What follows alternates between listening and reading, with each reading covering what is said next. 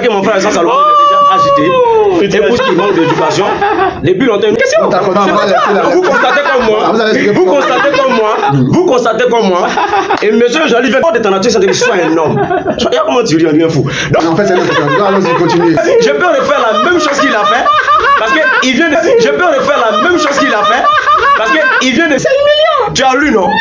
Tu as lu. C'est humiliant. Tu as lu, non? Tu as lu. C'est humiliant. Tu as lu, non? Tu as lu.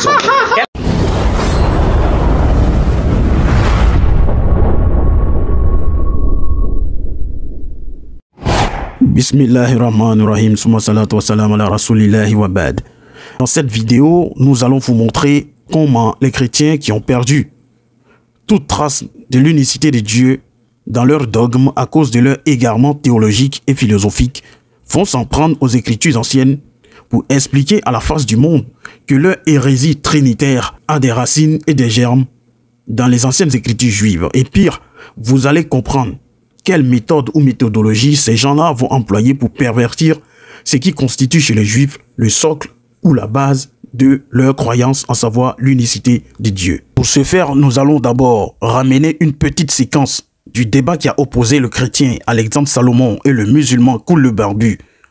Et dans cette séquence, nous avons plutôt focalisé notre attention sur la combinaison ou l'alchimie grammaticale employée par le chrétien Alexandre Salomon pour démontrer que Dieu qui a créé les cieux et la terre n'était pas unique en soi, mais qu'il était intrinsèquement ou essentiellement composite. Écoutons-le. Déjà concernant Jean le chapitre 1, le verset 1, il faut savoir que c'est un verset qui a beaucoup été torturé par nos frères de la Dawa, nos frères de la BAM, que ce soit la BAM, Nodine et autres, parce qu'ils n'ont pas compris en fait l'essence du verset. Alors, pour revenir à ce que dit exactement le verset, je vais vous lire ce que dit le texte original, le texte grec. Il est écrit ceci: En hake en hologos, kaiologos prostonteon, kaiteos en hologos. Alors, pour faire un peu d'exégèse, vous voyez, quand le verset dit qu'au commencement était la parole, et que la parole était avec Dieu, ici dans le grec, on a ton théon. On a le mot Dieu, théos, qui est décliné ici, avec l'article défini, ton théon. Et la dernière clause, c'est kaiteos en hologos. Kaiteos en hologos, ici on a le mot théos, qui signifie Dieu, qui n'est pas précédé d'un article, c'est-à-dire n'a pas d'article défini. En grec, lorsque c'est construit ainsi, cela signifie que le théos est un attribut du logos, c'est-à-dire que le théos qualifie le logos. Autrement dit, le texte est en train de dire que le logos était avec un être dont il avait la même nature. Je peux peut-être vous donner une illustration de cela en Genèse, le chapitre 1, le verset 26. Lorsque Dieu dit, ensemble, hein? Genèse 1, chapitre verset 26, voilà. Lorsque Dieu dit, faisons l'homme à notre image. Là déjà en hébreu on a Vayomer Elohim Nahazé Adam. D'accord, version en hébreu. En hébreu. Le verset 27 dit Vahivra Elohim et Ha-Adam. Alors vous allez voir une nuance. Dans le verset 26, Dieu dit faisons Adam. Il n'y a pas d'article défini. Mais dans le verset 27, il dit Vaivra Elohim et Adam. Il y a un article défini. D'accord. Et là, lorsque l'article est défini ici, on te dit dans le verset 27, Dieu le créa mâle et femelle. C'est-à-dire que Adam n'était pas un seul sexe, mais il était sexe double. Il était mâle et femelle. Est-ce que vous voyez? D'accord. Et là, le texte nous dit, plus loin en Genèse chapitre 3, c'est pourquoi l'homme quittera son père, sa femme, et s'attachera sa femme, et les deux deviendront une seule chair. Et donc le Adam qui a été créé, mâle et femelle, forme un. Et en hébreu, le mot un ici, c'est Erat. C'est ce même mot qui sera employé en Deutéronome chapitre 6, dans le Shema Israël, le chemin du peuple, le verset récité par le peuple d'Israël. Shema Israël, Adonai Elohenu, Adonai Erat. Erat qui veut dire un. Mais le 1 ici n'est pas un 1 pour une singularité, mais une unité composée. Erat qui veut dire 1. Mais le 1 ici n'est pas un 1 pour une singularité, mais une unité composée. Mais le 1 ici n'est pas un 1 pour une singularité, mais une unité composée. Comme vous venez de l'entendre, Alexandre Salomon, toujours avec un esprit de cuisinier, pour démontrer que le Dieu qu'il adore n'est pas seul en soi, et qu'il était avec d'autres entités divines va partir d'un constat de construction littéraire grammaticale grecque pour rejoindre une discussion midrashique sur la création ou la formation d'Adam Arishon, le premier homme.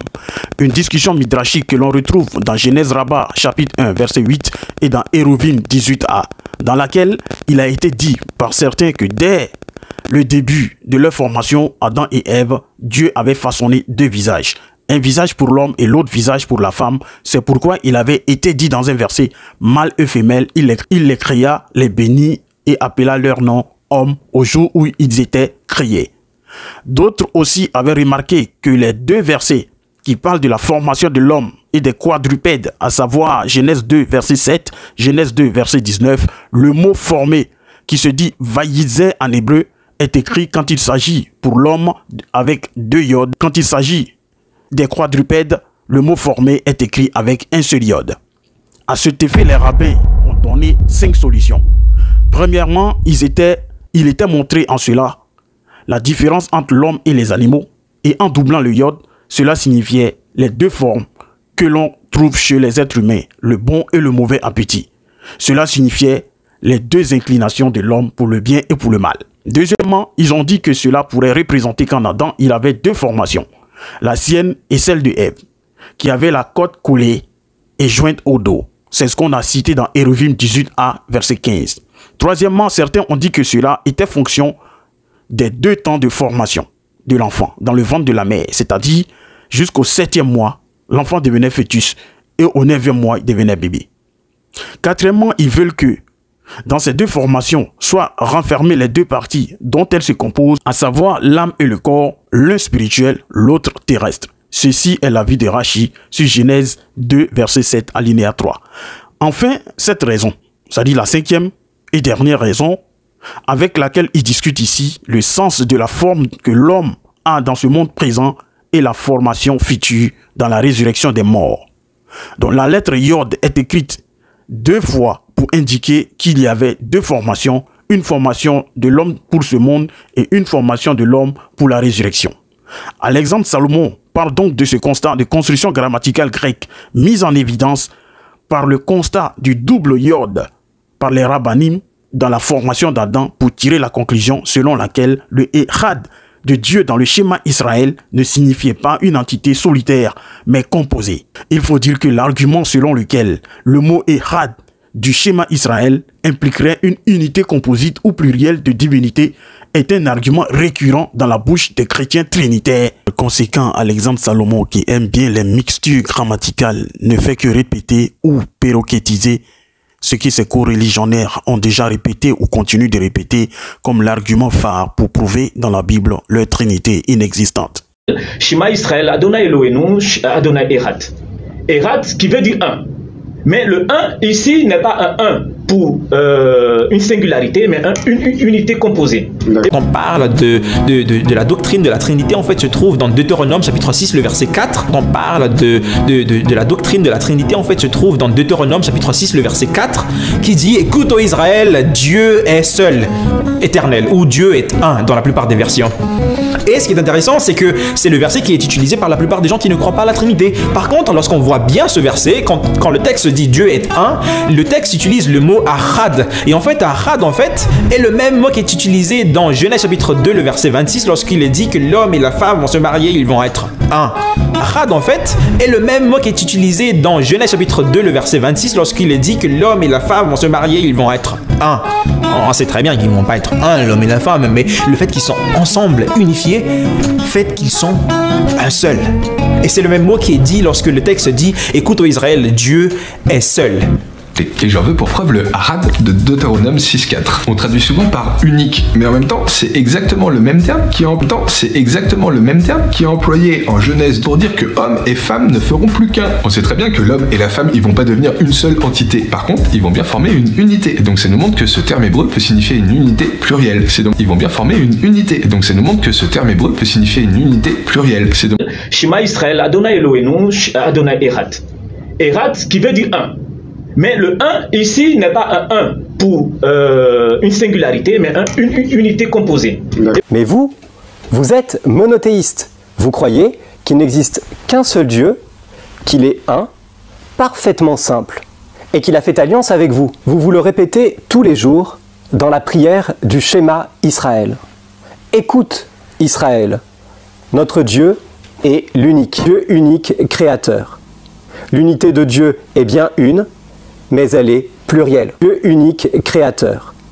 L'unité de Dieu est bien une, mais elle est plurielle. Mais le 1 ici n'est pas un 1 pour une singularité, mais une unité composée. Il y a un texte dans la Bible qui dit « Écoute Israël, le Seigneur notre Dieu, le Seigneur est un ».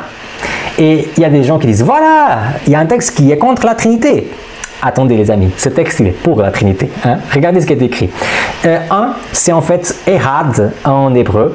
Et Erad veut dire unique, seul. Ça vient du mot unir à la base, union.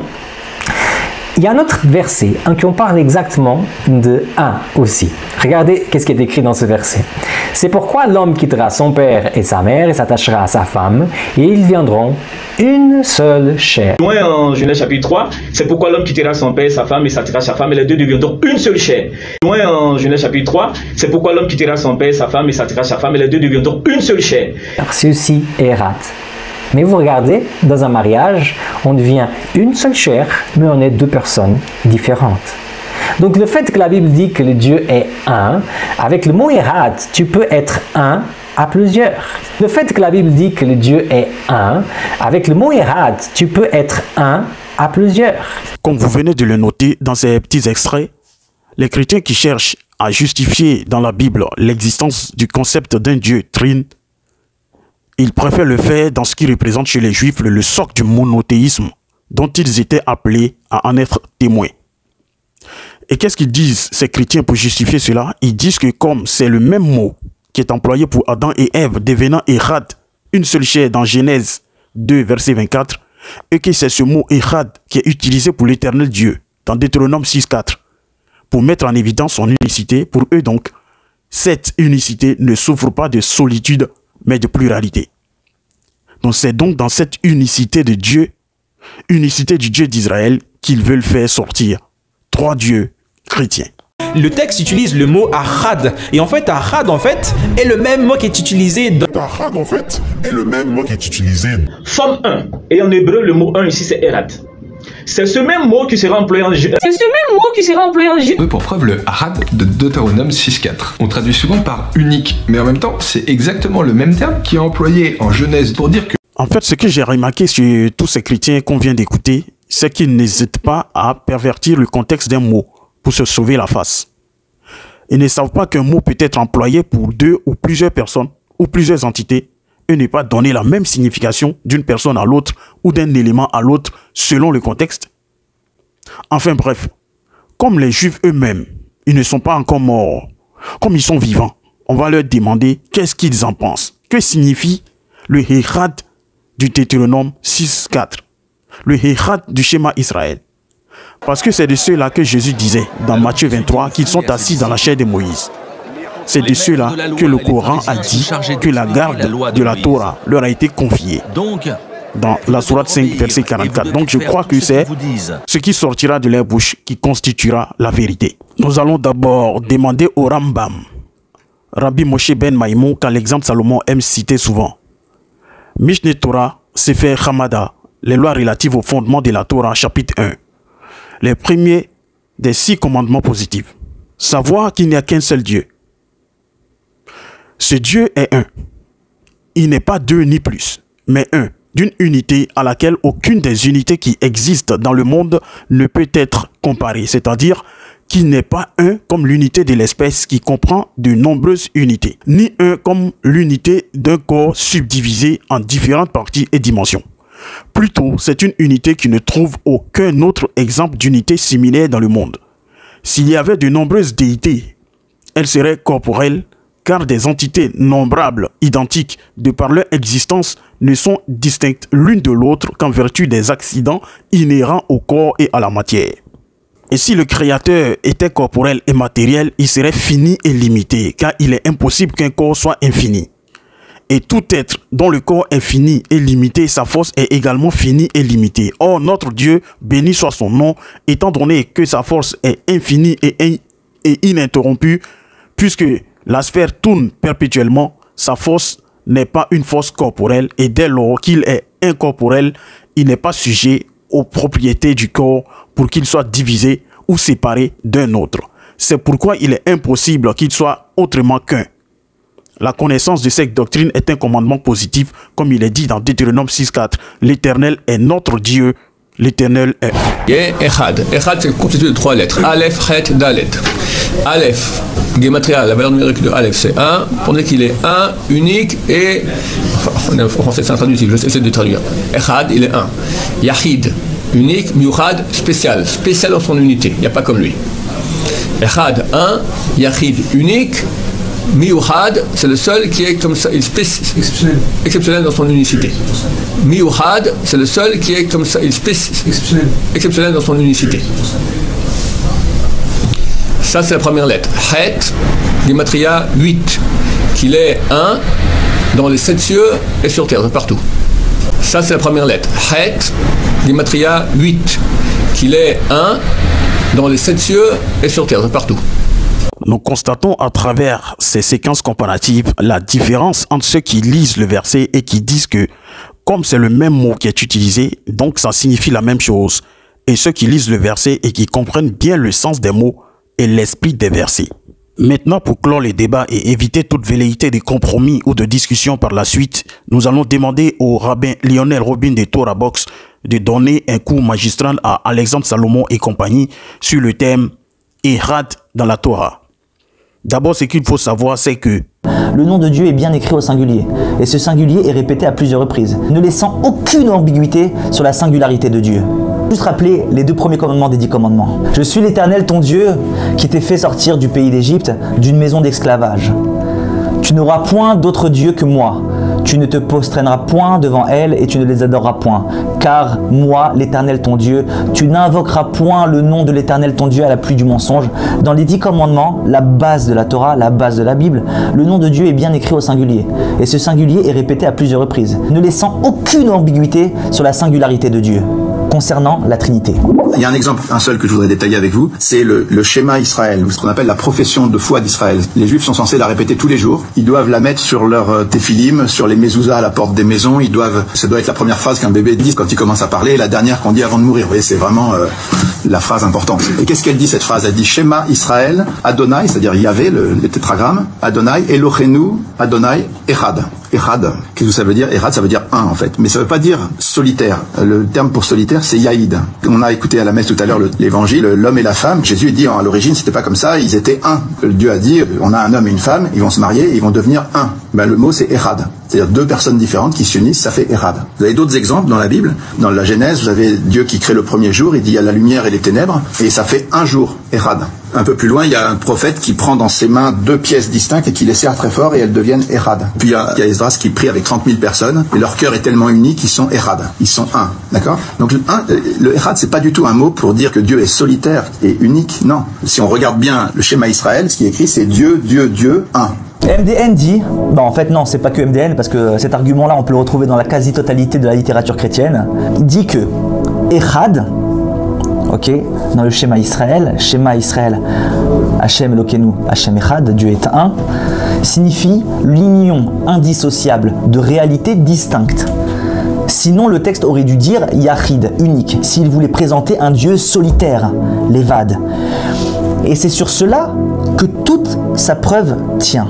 Loin en Genèse chapitre 3, c'est pourquoi l'homme quittera son père, sa femme et s'attachera sa femme, et les deux deviendront une seule chair. Et donc le Adam qui a été créé, mâle et femelle, forment un. Et en hébreu, le mot un ici c'est Erat. C'est pourquoi l'homme abandonne son père et sa mère. Il s'unit à sa femme et ils deviennent une seule chair. Donc, un homme plus une femme est égal Echad. C'est beau. Sauf qu'il faut voir les 3 versets précédents. Pour comprendre ce que le texte dit. Voyons les 3 versets précédents pour comprendre ce que le texte dit vraiment. Genèse chapitre 2, versets 21 à 23. L'Éternel fit peser une torpeur sur l'homme qui s'endormit. Il prit une de ses côtes et forma un tissu de chair à la place. Donc Dieu prit à Adam l'une de ses côtes et fit un tissu de chair. L'Éternel organisa en une femme la côte qu'il avait prise à l'homme et la présenta à l'homme. Et l'homme dit, celle-ci pour le coup est un membre extrait de mes membres et une chair de ma chair. Celle-ci sera nommée Isha, femme, parce qu'elle a été prise de Ish, homme. Nous voyons simplement que la femme vient de la chair de l'homme. Quand un homme retrouve sa côte, il forme plus qu'une seule chair avec elle, car elle sort véritablement de sa chair. Le verset ne dit pas qu'ils deviendront une seule personne. Le verset ne dit pas qu'ils deviendront une seule personne, mais une seule chair. Tout est clair et simple et limpide. De plus, MDN ne cite pas exactement le verset. Le verset ne dit pas l'homme et la femme mariés forment un, comme il est écrit, mais l'homme qui s'unit à sa femme. Nous parlons d'une union qui formera une chair, leur potentiel enfant. Un homme plus une femme est égal Echad, un enfant. D'accord? Ce serait la deuxième explication qu'on a de ce texte tellement simple et qui montre l'unicité du mot Echad. Et Dieu s'exprime dans cette Torah pour dire clairement au peuple d'Israël qu'il est unique, indivisible, solitaire.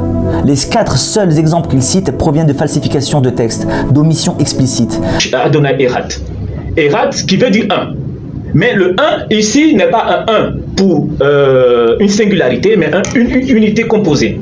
Le mot Echad veut dire un, seul, solitaire. Mais le 1 ici n'est pas un 1 pour une singularité, mais une unité composée. Le mot Echad veut dire un, seul, solitaire. Ce qui est marrant, enfin je ne sais pas si c'est marrant, mais si vous avez remarqué, les chrétiens, pour tenter de prouver la Trinité, donc un Dieu divisé en 3 personnes, prennent quel verset de la Torah? Ils en avaient des milliers et des milliers de versets. Le seul verset qui dit que Dieu est un. Et c'est avec ce verset-là que vous tentez de prouver la Trinité. Mais c'est incroyable. Le seul verset qui dit que Dieu est un. Et c'est avec ce verset-là que vous tentez de prouver la Trinité. Mais c'est incroyable. Essayez d'ouvrir les yeux. Essayez d'ouvrir les yeux. Dieu nous a demandé de le dire matin, midi et soir. Il nous demande de l'accrocher à nos portes, que Dieu est un. Et avec ce verset-là, vous tentez de prouver la Trinité. Mais c'est incroyable. Essayez d'ouvrir les yeux. Donc où est la Trinité dans la Torah? Nulle part. Donc où est la Trinité dans la Torah? Nulle part. Donc où est la Trinité dans la Torah? Nulle part.